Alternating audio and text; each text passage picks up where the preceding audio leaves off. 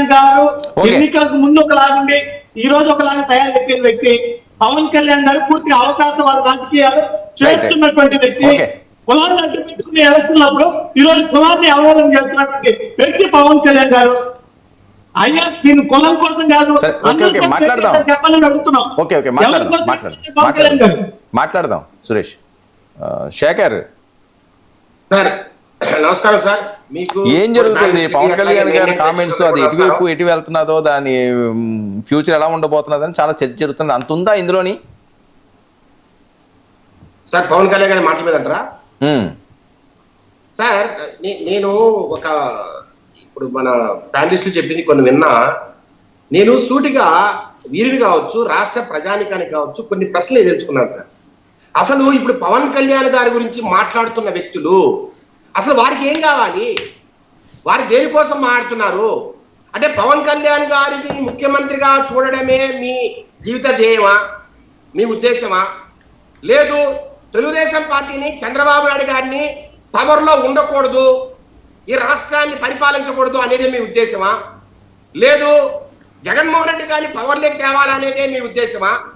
లేదు మీరు మాట్లాడుతున్నారు కదా ఈ కాపు కులానికి లేదంటే రకరకాల కులాల సమాహారానికి ఏం జరగట్లేదని చెప్పండి. ముందుకు వచ్చి ఏం కావాలి మీకు? కాపు రిజర్వేషన్లు కావాలా? లేదంటే కాపుల అభ్యున్నతికి ఏదైనా చేయాలా? లేదంటే రకరకాల సమస్యలు ఏమైనా ఉన్నాయా? లేదు ఎవరైతే కష్టపడ్డారో పార్టీలో లేదంటే కాపు సామాజిక వర్గంలో వారికి ఏదైనా పదవులు కావాలా?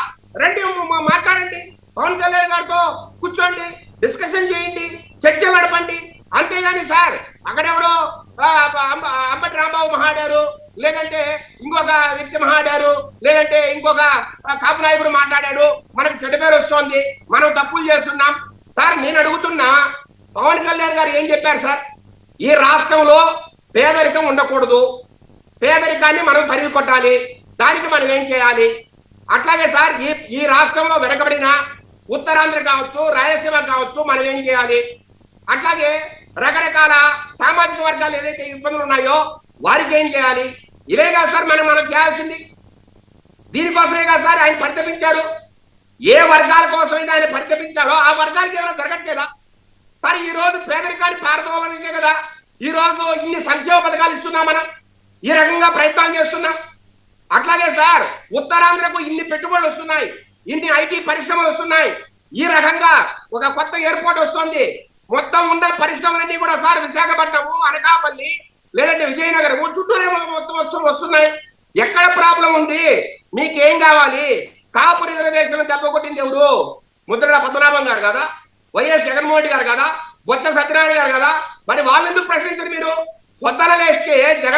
పొద్దున లేస్తే మీరు పవన్ కళ్యాణ్ గారిని ప్రశ్నించడంలో ఔచిత్యం ఏంటి? ఆయన ఏం తప్పు చేస్తున్నారు సార్? ఒక పార్టీ కేవలం సార్ పార్టీ పెడితే కాపు కులం కోసమే పార్టీ పెట్టాలా పవన్ కళ్యాణ్ గారు?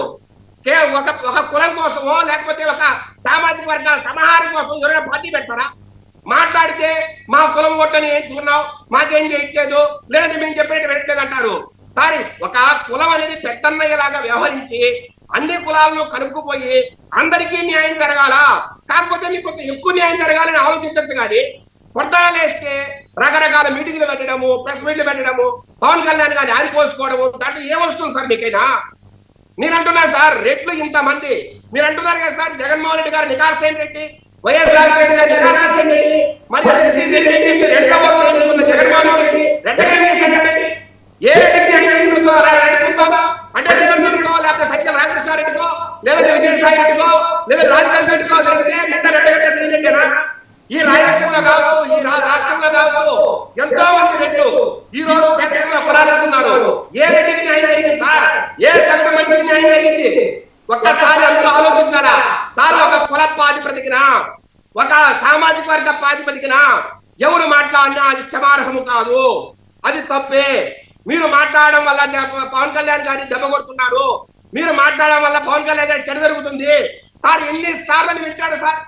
మీరు పొద్దున లేస్తే ప్రెస్ మీట్లు పెడుతుంది, పొద్దున లేస్తే వైసీపీ నాయకులు అంటే ఎవరైతే కాపు నాయకులు వైసీపీలో మాట్లాడుతున్నారో వాళ్ళతో గొంతు కలిపితే పొద్దున లేస్తే ఆయన విమర్శించింది. ఎన్ని రోజులను ఓపిక పడతాడు సార్? ఏం చెప్పాలి సార్? ఇంకా ఆఖరికి ఉంటే పోతే పోతే లెవెల్కి వచ్చాడంటే ఆయన ఎంత ఫ్రస్ట్రేషన్ లో ఉన్నాడో అర్థం చేసుకోవాలి సార్. సార్ ఒక పిల్లిని కూడా మనం విపరీతంగా కొట్టామనుకోండి, అది కూడా తిరగబడతా సార్. పిల్లి కూడా తిరగబడుతుంది.